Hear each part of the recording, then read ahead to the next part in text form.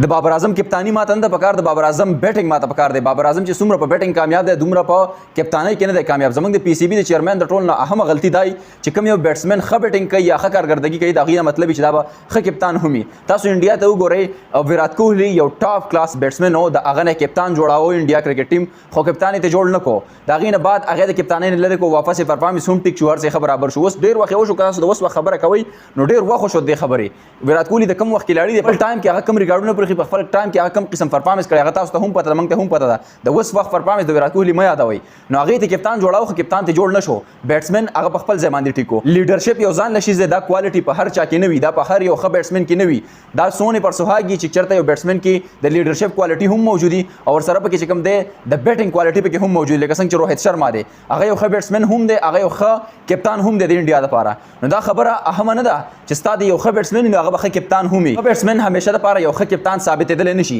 زموږ سره سرفراز احمد و هغه ښه بیټسمن نه و خو ښه کپتان و یو ښه د لیډرشپ چې کوم کوالټیز دي هغه پکې موجود و ما ته بابر اعظم ایز ا کپتان نه دی پکار په ټیم کې ما ته بابر اعظم پکار دی ایز ا بیټسمن چې هغه بیټینګ وکړي بابر اعظم د ډیسیژن ته هم زه په خپله خبره باندې حیران یم چې دا په کپتانۍ کې آلریډي ناکام شو دی دوباره بیا کپتانی ولې ایکسپټ کړه او دی دوباره کپتانی ته غاړه ولې کېښوده دی یو سوال زما په دماغ کې عجیبه غونته کې خبرې او وسوسې راچولې دي چې ولې بابر اعظم ته ضرورت دوباره څه و چې لکه ته ښه واپس ریدم ته راتللې تا نه چې کپتاني واغستی شوه شاهین شافریدي کپتان شو نو تاسو له به دوباره کپتانۍ ته غاړه کېښوده تا ته ښه پته ده چې زما کپتاني فلاپ شوې ده دې نه مخکې نو بیا دوباره کپټنسۍ ته ستا څه ضرورت و ستا سره نور داسې اپشن در سره و د محمد رضوان په شکل کې محمد رضوان هم ښه کپتان ثابتېدلی شي که ښه بیټینګ هغه نشي کولی نو کپټنسي د محمد رضوان ډېره زیاته ښه ده اوس په موجوده ټایم کې پکار دا دي چې دی واپس سرفراز احمد راولي هغه یو ښه لیډرشپ کوالټیز پکې موجود دي او هغه ښه کپتان ثابتېدلی شي د پاکستان کرکټ ټیم دپاره ستاسو خپله څه رایه ده هغه را سره هم کمنټ کې شامل کړئ انشاءالله ملاویږو نوي ویډیو کې تر هغه د مال راکړئ اجازت د الله په امان